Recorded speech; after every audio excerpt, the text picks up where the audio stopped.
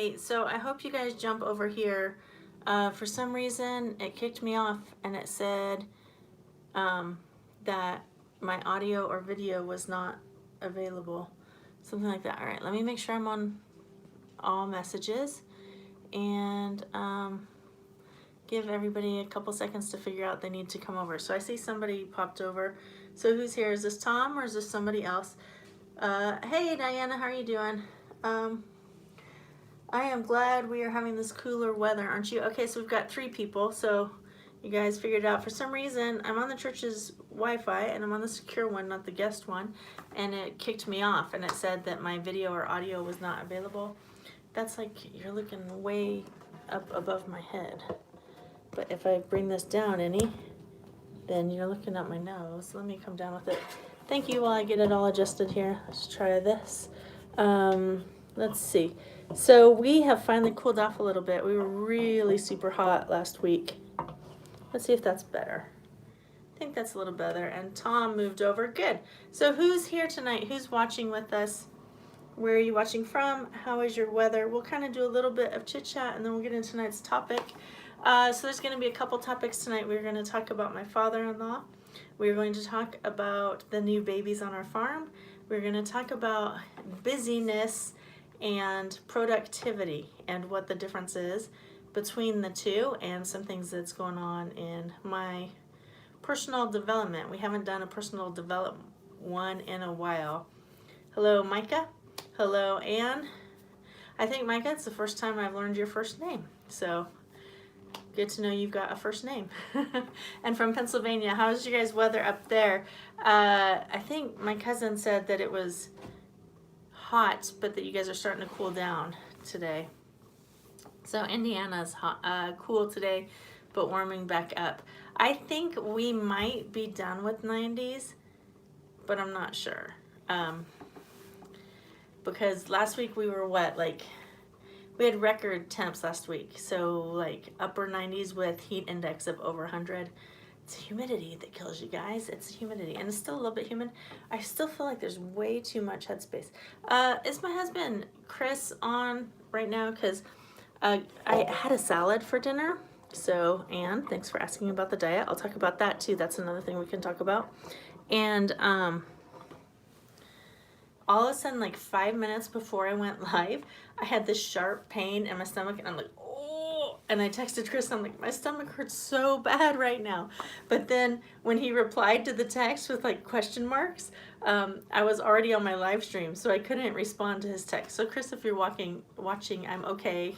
It feels fine right now. I just had like this sharp pain in my side, probably just the salad kind of moving through me or something. I don't know. But so we've got about 7 people. So who else is here? We've got Diana and Anne and Tom and Micah.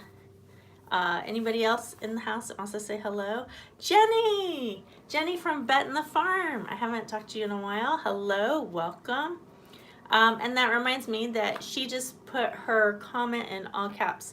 So when the conversation gets rolling and there's a lot of back and forth dialogue between you guys, if you do that in lowercase, but if you have something you specifically want me to see or to respond to, if you'd put that in all caps, because that way it goes by pretty quickly on my phone, because I do these live streams from my phone, and it's like a little tiny thing, and I'm not wearing my glasses. I think they're in the car.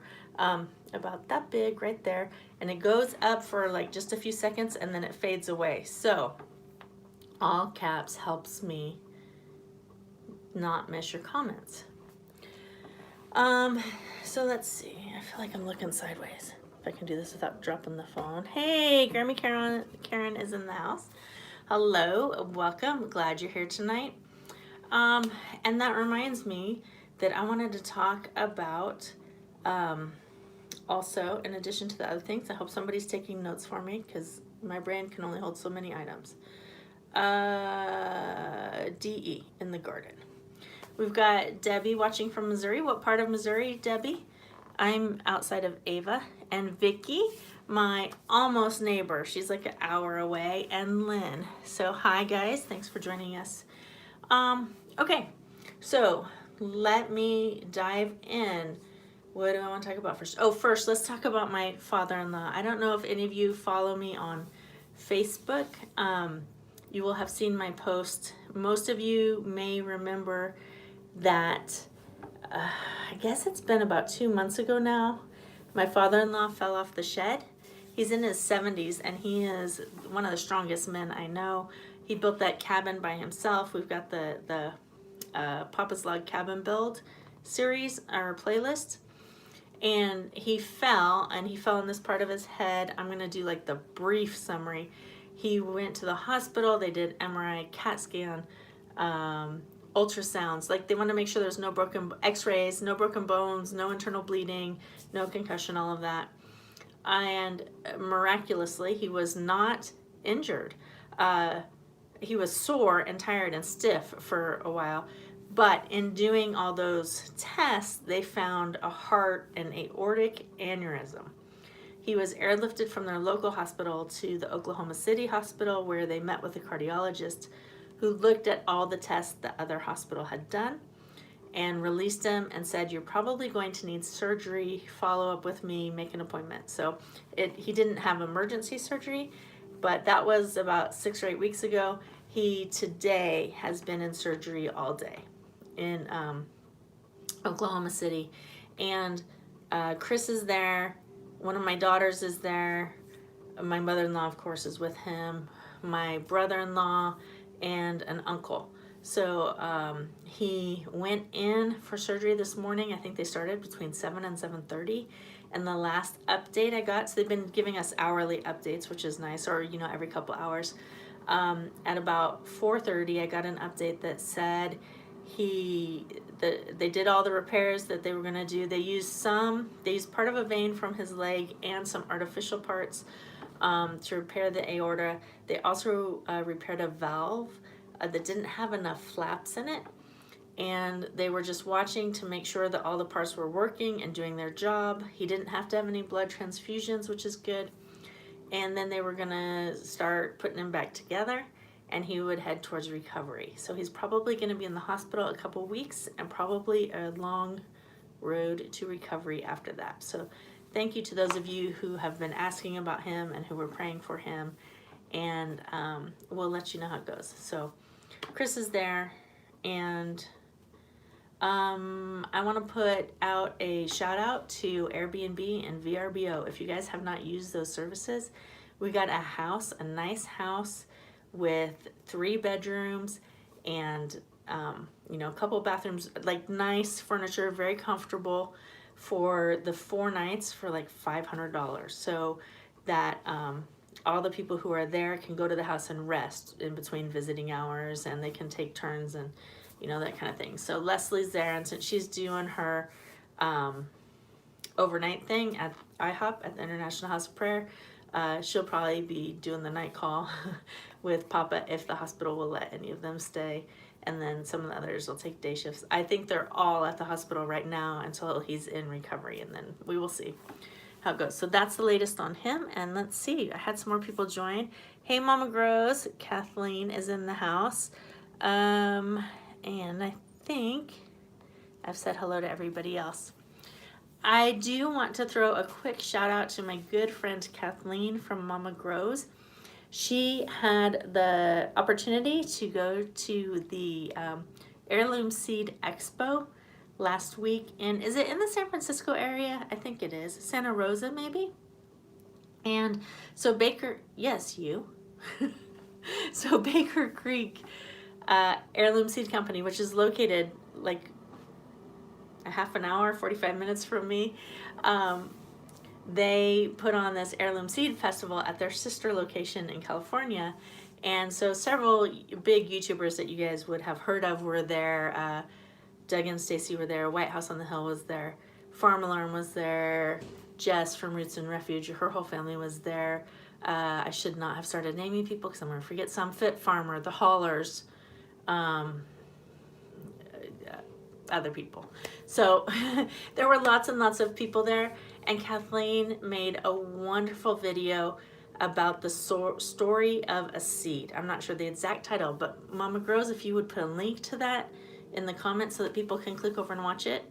You guys make sure you watch that, or I will add it to the description if you don't want to go over during the live stream. I will add it to the description at the end. Once I can, it takes a while for the video to process, but once I can get in and edit, I will add that. It's really a spectacular way of telling the importance of saving seeds and why it's important to have seeds that are heirloom that can be handed on. It's a really lovely little piece. And while I'm talking about Kathleen, which she's probably not going to be thrilled that I'm going on and on about her, so I'll just say this last one thing. She is so creative. She and I have a personal relationship off of YouTube, but we talk to each other on pretty much a daily basis. And she's always like, hey, do you think this is a good idea? Hey, do you think this is a good idea? She has thousands, well, maybe not thousands, but she has like several ideas a day on really creative video ideas. I really love her approach. And so if you get a chance to go and check out her channel, if you're not already a subscriber, you should be. Alrighty, let's see what else have we got going on. And Rebecca's here. Hello, Miss B. Thanks for joining us.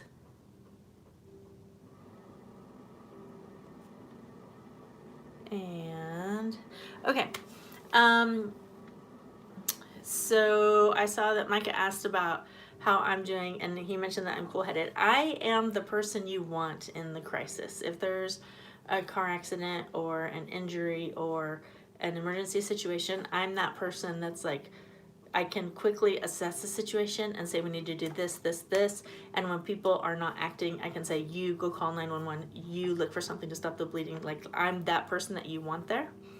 I'm also the person who, when it's all over, is going to be like, and like crying and stuff, because the adrenaline hits me after it. So I am pretty level-headed. In this situation with my father-in-law, I'm pretty cool and collected. I tend to be kind of a cool and collected person most of the time, especially when there are things that aren't in my control. I try not to panic too much. I remember one time I was, I think maybe 10, maybe 9. My brother's a year younger than me, and he had a loft bed with a ladder, and the floor was concrete in his bedroom, and my mom went up to do something to his bed, probably to make it. We might have been even younger if she was still making his bed, but the ladder slipped out from under her and she landed on her back, and I had to call my dad and call the ambulance and all that. And I can remember like being very calm and my brother really freaking out. So Josh, sorry if you're watching. I know you're not like that now. You were a child. It's okay. Let's see. There was something else. So we're going to also talk about the babies on the farm. So last week I did not have a live stream, and Rebecca alluded to that when she said that she missed me and she asked how the calf is doing. We had a calf born last Tuesday, and so I put out a video, but I don't know if everybody's had a chance to watch it yet, called Can We Save Her? And after I edited it, well, when I first shot it and all the footage, it was about 20 minutes long when I started editing, which is way too long because people stop watching. not that many people stick around for a 20-minute video. So I was like, cut. That's not necessary. Why am I going on and on there? Too many so I cut out a bunch of it and I got it down to 7 minutes, and it told, you know, a real nice story, I thought. And then after I uploaded it and people started asking questions and making comments, I realized I didn't say anything about why the calf was sick in the first place. And so because of that, there were some misassumptions that people made in the comments, which to no fault of their own. I mean, I have very good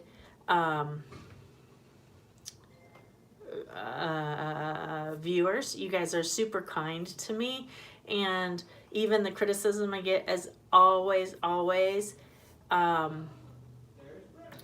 good intentioned. So I welcome that because, you know, not a farm girl, I'm in this learning process. So I welcome your helpful advice and criticism. And so some people were like, well, you know, calves do need rest. Maybe the calf was just tired, you know, that kind of thing. And I was like, oh, I didn't really fully explain what had happened. Our calf was born last Tuesday, and the next day, Wednesday, was record-breaking heat in our area. and it was a heat index of, I think it was like actual temperature of 96, 97 with a heat index of like 111 or something like that. So that was one condition that was going on.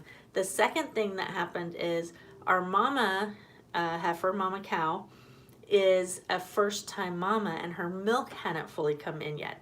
So the calf has to like butt up against the milk bags. I don't know if you guys have all had the chance to see that. It's really interesting to watch. The calf will go under the milk bag and just like bump it like this to start the milk flow. Well, this calf was laying out there in the heat and just like, I mean, aren't we all in 111-degree heat wearing a leather coat? Imagine. You know, the guy's just like, I don't want to move. I can't move. I can't nurse. I can't do anything. And it actually would not lift its head. It was just kind of like, and so it wasn't nursing, and mama's milk wasn't coming in good, or the colostrum yet. It was like just real, her milk bags were super small. Which I think is why she fooled us all, because a week ago Monday, I put up a picture of her online on Instagram and Facebook, and I was like, her ligaments have gone loose and her bag's starting to come in. What do you guys think? And everybody's like, looks like another week or two yet. She really doesn't, her milk bag's not as full as it should be, you know, that kind of thing. Calf was born the next day. So, and, oh, also the heat, and because of the extreme heat that we've been having into mid-September, the grass was pretty much dried out and not really nutrient rich. And we hadn't been giving any grain to the heifers or the cows all summer because there was plenty of grass. So mama didn't have that little bit extra she needed to really develop milk too. So there was just this triple threat going on of things that made it hard for the baby to thrive. And so I went down there and I stood baby up and I started walking her towards the barn. And we got about halfway in the barn and she just kind of went down.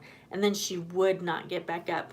And what I also knew that it was a real issue, because mama was like, came halfway to me from the baby before I went down to check on her, and was like looking at me, looking back at baby, looking back at me, and really like, come on, like she is like, are you gonna help me out here? Baby needs help.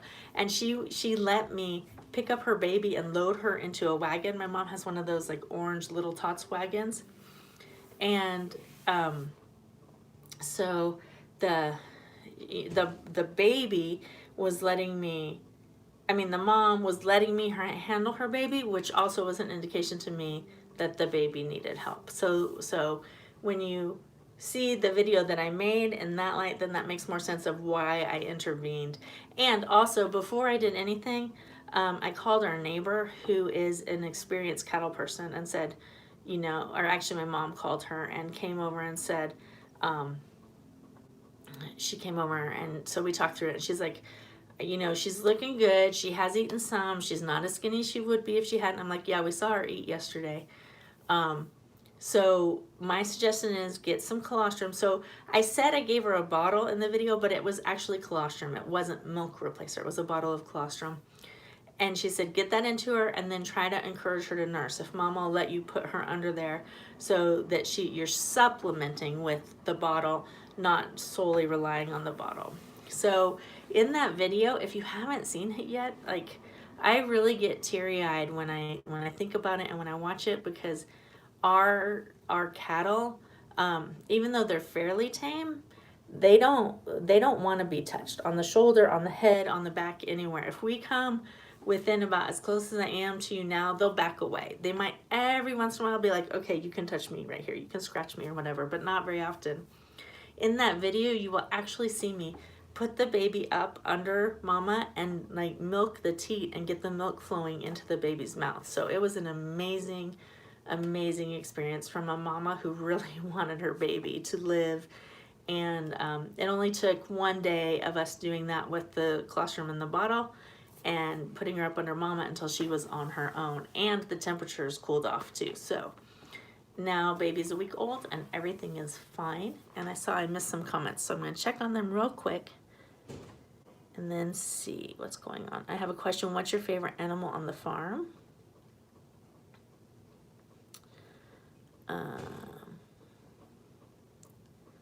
Hi Tony, thank you for joining us. And Mom H is here. Hello from hello to Honey Hollow Homestead.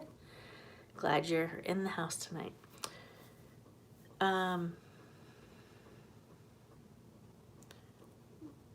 Brill, B-R-I-L, oh, like brilliant, thank you. I'm assuming that's what you mean by Brill. And my favorite animal on the farm, I have several favorites, kind of like I have several people.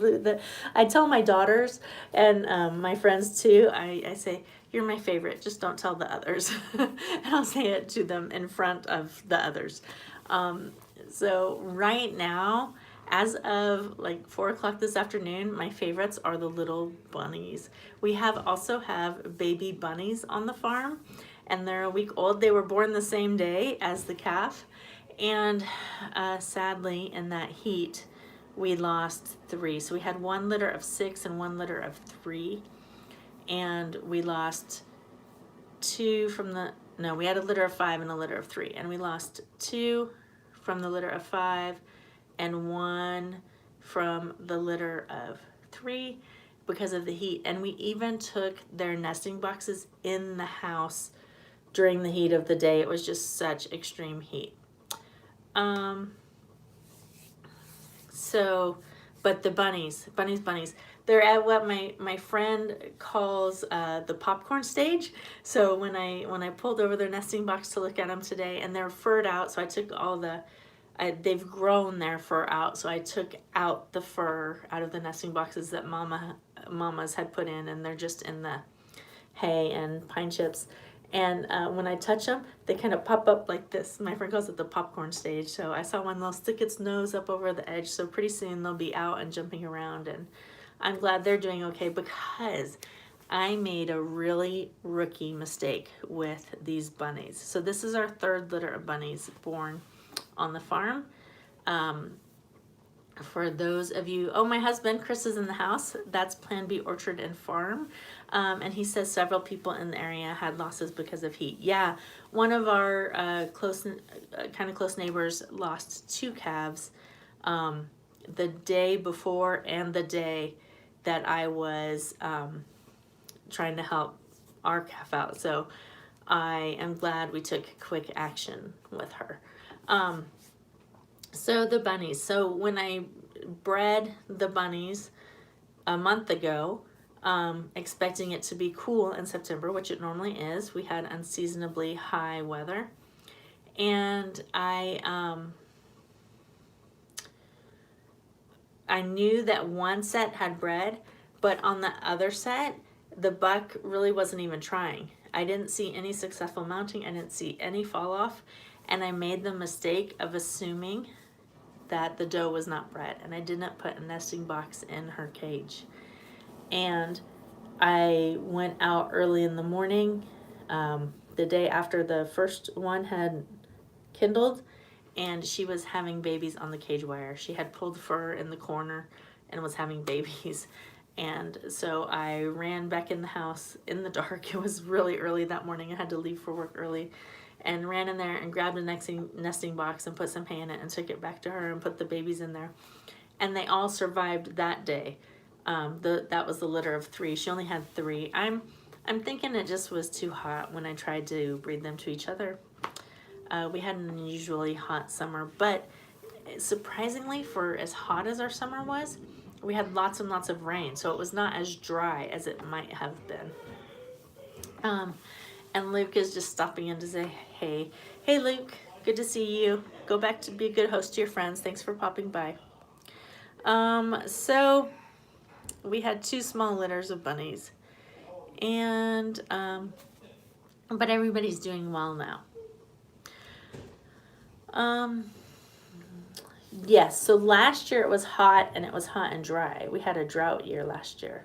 So this year was better. We got more hay this year, a lot more hay this year. So we have a barn full of hay, which is good. And things are going pretty good animal-wise. I have turkeys that are about to go to freezer camp. I'm sorry, I'm just kind of scrolling through the comments. Creating a Simpler Life is here. Hello, and I'm sorry I've forgotten your name, and I know you told me last time. I know you told me more than once. I'm trying to think. I really try to work on learning everybody's names instead of just calling you by your channel names. So I apologize. Our favorite animals, just for entertainment purpose, is the ducks. The ducks are really fun just to watch. And oh, Kathy, yes. Hi, Kathy. Thanks for being here tonight. We have two sets of ducks. We have our first pair, which are khaki Campbells, and they're Mr. and Mrs. Quackers. And Mr. Quackers is hilarious. He's like a little old man, and he thinks he owns all the water on the farm, and he will just tell anybody off who's like near their pond or anything. They have a little like kiddie pool pond, and I just laugh at him because the way he talks, he's like rah, rah, rah, rah. And to me, and he does it like in that pattern, it sounds like he's going, get off my lawn. So I just like see like this old man duck waddling around being like, get off my pond, get out of my water, get off my lawn. He just very much entertains me all day long.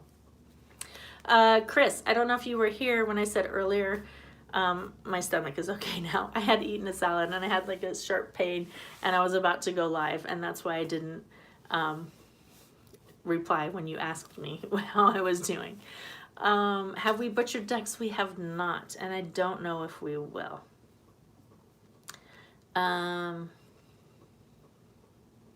Yeah, I don't know. We have ducks for the duck eggs. And then our second pair of ducks, I got because I was making that video, the Kids on a Farm video, and I wanted ducklings in it, but they grew up a little too fast. I don't even know if they made the video. Yeah, Liz does butcher ducks a lot. We're gonna be butchering turkeys I'm gonna be butchering turkeys for the first time this weekend, and because Chris is in Oklahoma City. And then we will have some rabbits that will be ready to butcher before too long. Yes, I have helpers coming. So I know I talked about this, I think it was 2 weeks ago, because I was pretty much feeling the stress of it. Like, what do we need? And how am I going to do this? And we haven't ever done it. I've done chicken processing once, and it was about 4 years ago with some friends. So I don't know if you guys follow April from Grace Junction Homestead. They are a smaller channel, and they live just north of me, I guess it's about a full hour to their house from mine. And which I know in the UK is far, but you know, here we think 200 years is old. You guys think 200 miles is far. It works out. So she's just a little bit north of me, and she actually asked me, I was like kind of stressing, like, I don't know how to do this. I don't know what I'm gonna do. And she said, do you want help? And at first I was like, I don't know, because I really hate to impose on people. This probably is a good part of my character, but also it can be a bad part of my character in a way, because I tend to be very self-reliant and not depend a lot on others. And I hesitate to ask for help when I need it, which is where it can be bad, because sometimes we all need help, and I don't want to be a burden to others, and I don't want to ask too much of others. So when she first offered, I was like, I don't know, we can probably do it. But the turkeys are getting bigger and bigger and bigger, and I knew Chris was going to be gone this weekend, and with his new supervisory role at work, he has had to do some weekend work and different things like that, and I hate to take up his weekend when he's not home much. And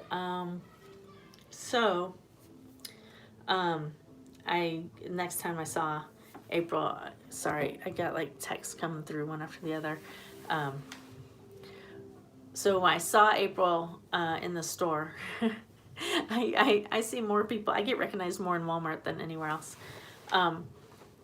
When I saw her in the store, I was like, I think I'll take you up on that offer to help if you don't mind. So she's going to come over Saturday, And we are going to do the turkeys, and we may also process some of the Matildas. The Matildas have become freeloaders. We are not getting many eggs from the Matildas at all. Oh, for those of you who don't know, all of our Barred Rock chickens are named Matilda. So if you remember the old Newhart show, and he was like, I'm Larry, this is my brother Daryl, this is my other brother Daryl. My line is, I'm Lorella, this is my chicken Matilda, this is my other chicken Matilda. So they're kind of freeloading. So I don't know how much time April has for me. Vicky, if you would like to come, we will message, and I would love to have you if you would like to come help, and we can take care of the Matildas. And then I can bring down the chickens from my mom. The chickens my mom got are super layers. They are laying like crazy. They're all almost laying every day. So I'll bring the ones that she brought home to me down to our flock, and then maybe even get some more of them because they're doing really well. And they're kind of healing up. I don't know, did I put that in a video yet? Somebody help me out. My mom went to like an Amish area, and she saw a sign that said chickens, and she brought home 4 maybe Rhode Island Reds, and 5 what are those other ones, like Americanas or Easter eggers, and they looked kind of tattered. I think they'd been kept like in a chicken house, and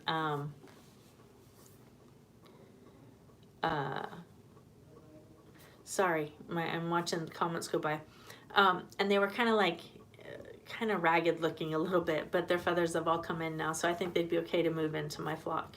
I didn't want to move them in looking as tired and like pecked as they were, because they're yearlings, so I suspect the older chickens in his hen house was pecking on them. Also, I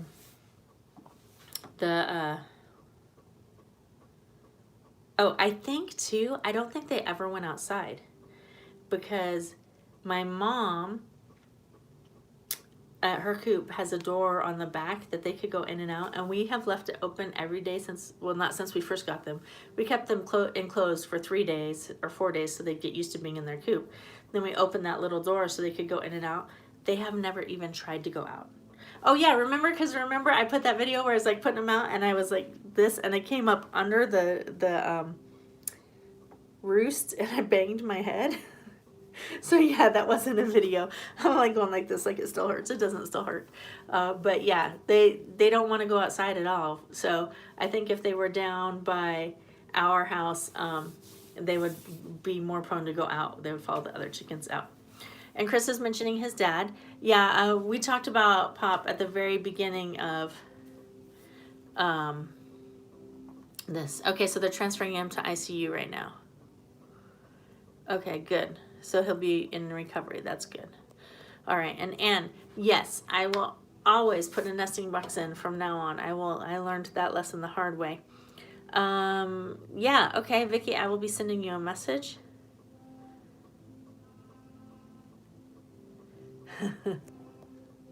Diana, yes, you're gonna get well known. If you don't watch out, you're gonna start getting recognized. Okay. And Kathleen's asking, how many animals do I have to do? Well, 23. 23. So 20 Matildas and 3 turkeys. But if all these helpers are coming, then it should go a lot faster. So thank you. Thank you for that help. It's nice to have such good friends. I don't think I missed much. Oh, Red Shed's in the house. Hello. Thanks for joining. Thanks for popping by. Hi, Pam. Good to see you. So Pam Price is here, and she and I talk all the time on YouTube, and we just met in person for the first time. It was kind of funny because I was in Walmart. What was I doing? Oh, I was getting a jacket, a little like winter, not winter, like a windbreaker. And I walked over to where I saw a mirror on the wall, and so she was moving her cart thing on the way, and she's like, oh, I'm like, no, you're fine. And she goes, oh! And I was like, I looked and I had no idea who she was, because believe it or not, YouTube only works one way. The camera's only on me. So most of you guys, I don't know what you look like. Those of you with channels that I can watch, I know what you look like probably. But the rest of you, I'm really not sure. And the same thing happened when Anne's husband, who works at Walmart, he came up behind me one time, and well, actually it was kind of funny, because you know how a lot of people don't know my name, or they can't say it, or I end up being Lorena or whatever. I hear Loretta, and I didn't stop because that's not my name. I didn't think it was for me. There are people around named Loretta. So I just kept going, and then I heard Loretta, and I turned around and I was like, oh, hi. And then he kind of was like, hi, and I was like, I'm Lorella. Nice to meet you. Like, I was like, I'm sorry, I don't know who you are. I didn't know. So I feel kind of bad. That happens sometimes. There was another person that had emailed me a lot before they moved here, and then when they saw me in Walmart, they started talking to me, and I'm like, I'm sorry, I really don't know who you are. Now, I already knew what Sammy looked like before I met you at Baker Creek. My grandfathers used to call me Linda. That's funny. Oh yeah, the busy video. Oh, which is actually what I wanted to talk about tonight. So that is a nice segue into that. Thank you, Rebecca. Alrighty.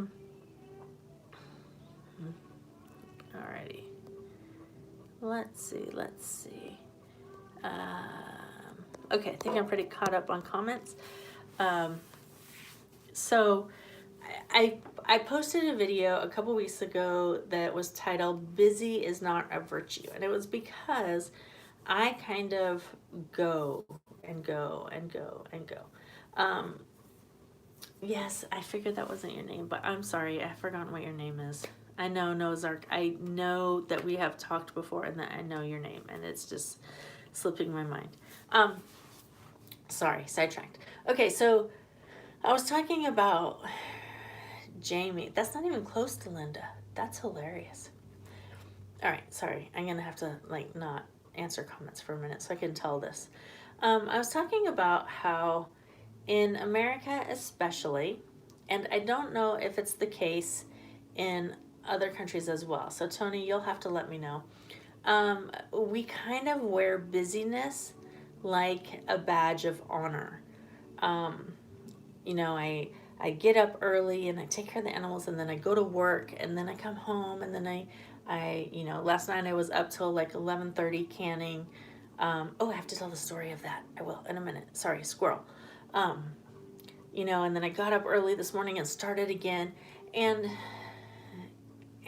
that busy isn't a virtue. It's our bodies need cycles of rest and work, and that also in America, I think well, that's another point. So I was talking about this, and I made that whole video about it, how, because somebody was saying, wow, you're a busy woman.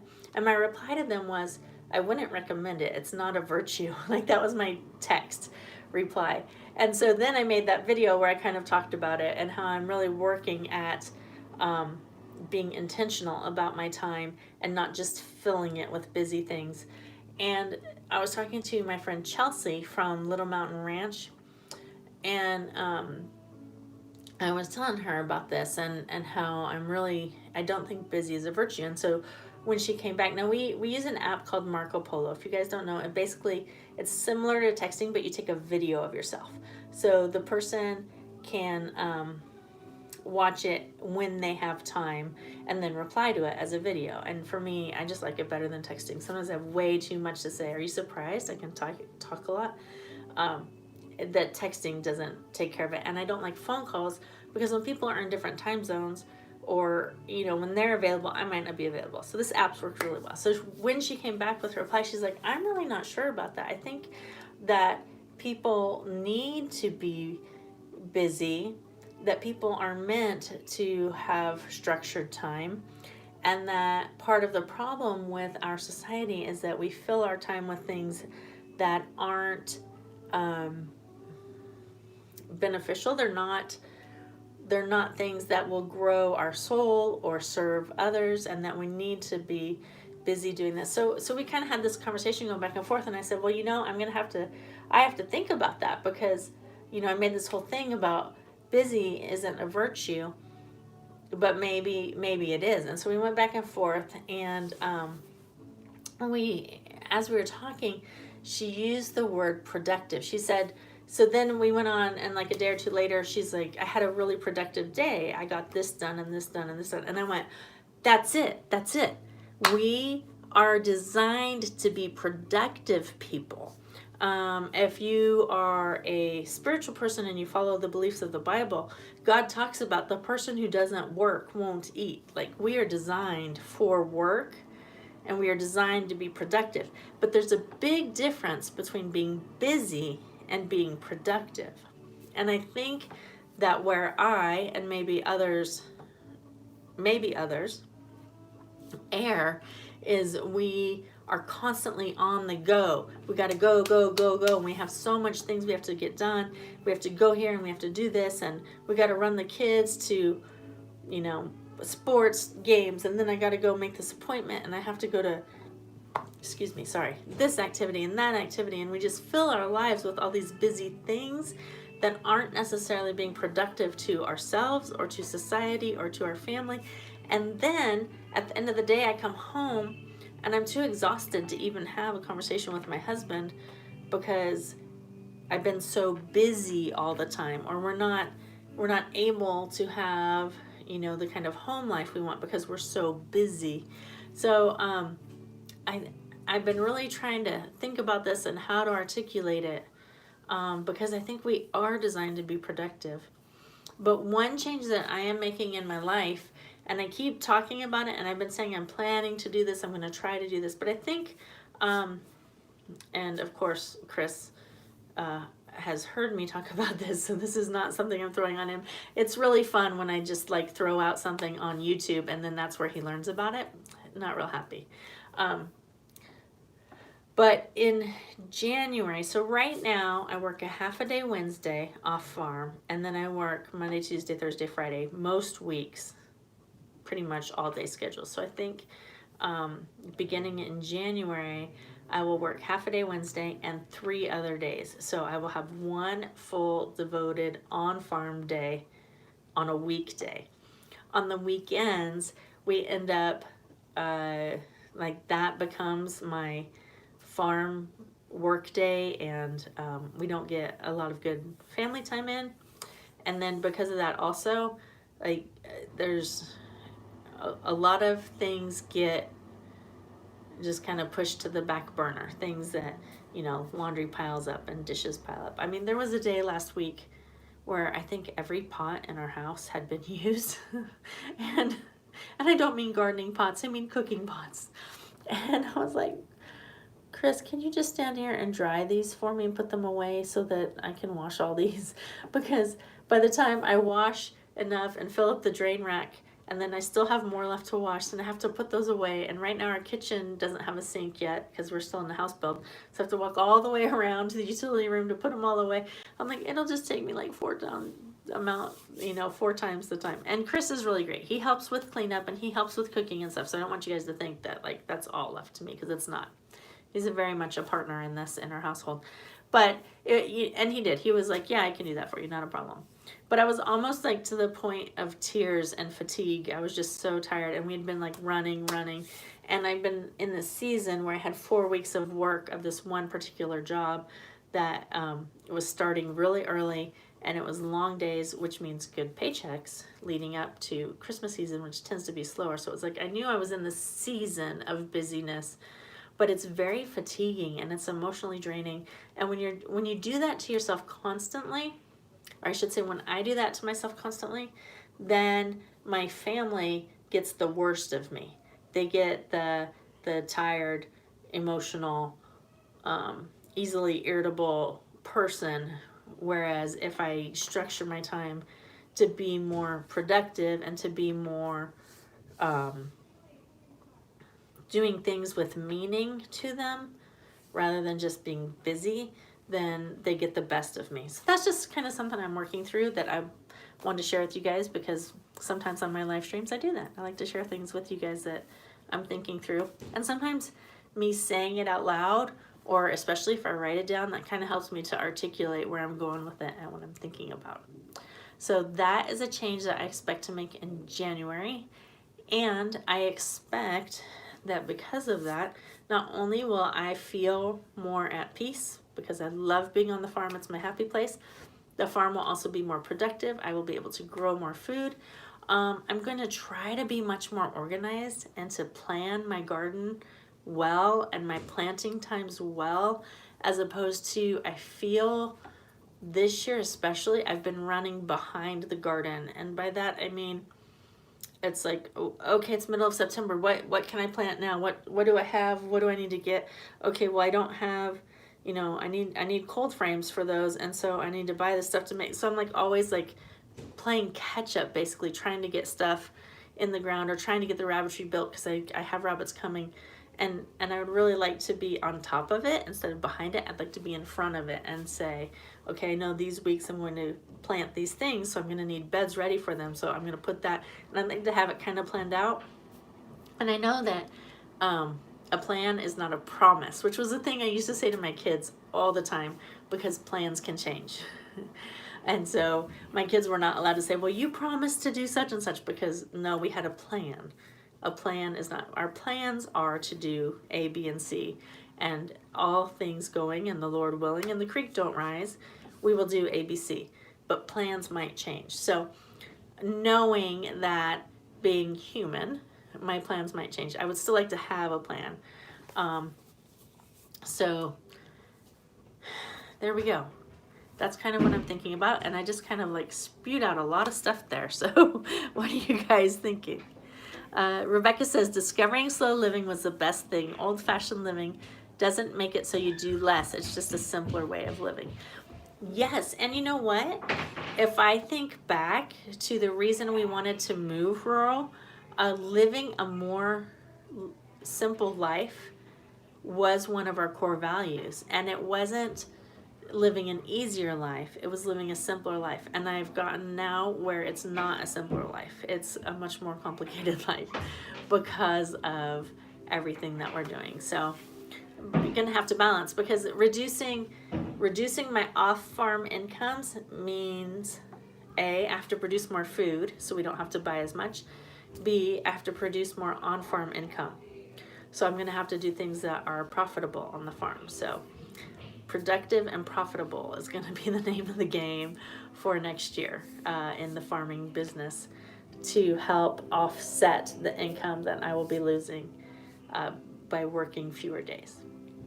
So, and I might still take the occasional job. When a job comes along that is going to be a 5-day, you know, in a row job all day, I'll probably take that, because that's a nice paycheck. For those of you who don't know, I'm a sign language interpreter.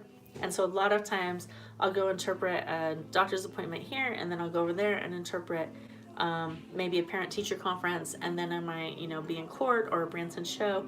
So a lot of times I may only have 4 or 6 billable hours a day, even though I've been gone all day long. So when you get like a job that's like, you know, 40 hours in a week, that's a good chunk of change for an interpreter to get. So I may still take those occasional jobs, but the typical thing I'm going to do is have 1 day a week dedicated to being on farm, making the farm profitable and productive. That's my goal. Have I talked about everything I said I wanted to talk about? I think so. Diana, I'm sorry I make you tired. I don't want to make people tired. What else? Chris, are you still on here? I don't know if he is or not. He's in Oklahoma City, where my father-in-law is coming out of surgery, so he may be busy, he may be there. You remind yourself of that every time you think you need more animals or projects to be a successful blogger. You remind yourself of what? What is it that you remind yourself of, Rebecca? And I see we've got 18 people on now, so if I did not say hello to you and you commented, I'm sorry, I didn't see you. So if you want to tell me who's here, I would love to say hi and know who's watching. We talked about my father-in-law and surgery, and he's doing well, coming out of surgery right now. We talked about the animals on the farm, the new calf and the new bunnies. We talked about being productive versus being busy. And Anne had asked about my diet, and I am doing pretty good. I have learned that, and I was going to do this in a video, I just haven't had the time to do it. I really need to pack my lunch the night before, because in the morning, I might have a refrigerator and cabinet full of good healthy choices I can make. I make my own granola, I have yogurt, I have nuts and fruits, and I have salads and, you know, things that I can bring, boiled eggs and things like that. And I'll have that full in the fridge, and in the morning I get up and I'm like, I don't feel hungry when I wake up, especially when I'm leaving the house by 5:30 a.m. And I'll be like, oh, a boiled egg and a apple, that'll last me till 4 this afternoon. No, it won't. It won't last anyone till 4 this afternoon. And then by the time I get done with work, then I'm starving, and then, you know, I go through a drive-through or something. So I really need to pack it the night before so I can have it with me. And the days that I have done that, it's been pretty easy to stick to. Also, you may remember that I'm a sweet tea drinker, and as of today, from last Sunday, I've had only one tea, and it was mixed half and half, sweet tea, unsweet tea. And Tony, we're talking about iced tea as American drinks, as like we would drink a fizzy drink, not proper tea, as you probably drink. Although I do like a nice cuppa, but in general, my cold beverage of choice is sweet tea. Yes, I'm sorry, I didn't mean it like you don't know what it is. I love the difference in language between our countries, and so I was just making a point of talking about it, making that distinction. So sorry if I sounded like I was talking down to you. I did not intend that at all. Yeah, but that's good news, because I was drinking lots of sweet tea every day, so that's quite a bit. Oh, I didn't know it was an Australian thing also. See, I learned something new tonight. Oh, good. I'm glad you didn't think I was trying to talk down to you. Because I wasn't. I tried not to. And sometimes Liz and I talk. You guys probably know Liz from By Their Farm. And every now and then there's like a difference in language. And so she'll say, sorry if I'm mansplaining to you. I'm like, no, don't worry about it. I'm always going to just assume that it's a cultural difference, and you want to make sure I understand what you're saying. That's fine. And same thing from my end. If I explain something you already know, then you know, I'm going to explain it, and if you already know it, just go, yeah, I know it, no big deal. So, because there are lots of things that are culturally different, which is another whole interesting thing. I think that's going to wrap up our live stream here, guys, unless anybody has any last burning questions. You know that I'm pretty much an open book, and I will almost talk about anything.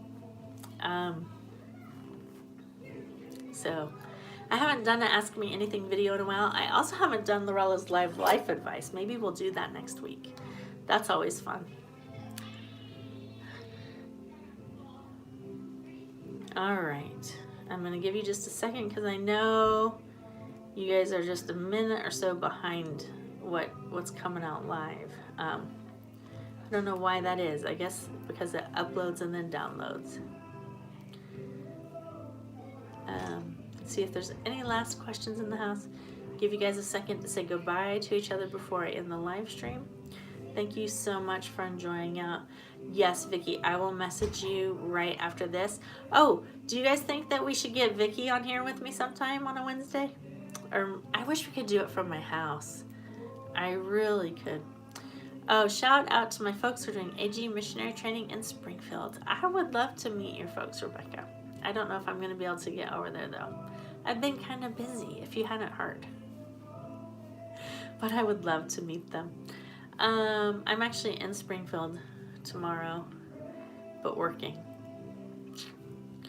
Yeah, Chris said it was 45 minutes. The way I drive, it's more like an hour, a little bit over an hour. All right, I don't see any other comments or questions coming through, so I will say good night to everybody. Thank you so much for hanging out with me. Always fun sitting down. And I will try to get a video up this weekend. It's been a while, I know. So we'll try and get a video up this weekend. And, oh, I almost forgot. The Three Sisters Gardening collab that we did, the final one on harvesting, everybody who participated in the collaboration, or hopefully everybody, will be uploading their harvesting video this Saturday afternoon, 5 p.m. from Central Time. 5 p.m. Central Time. So be looking for those videos and see how everybody's Three Sisters gardens turned out and what did we harvest from them. So exciting stuff this Saturday afternoon. Good night.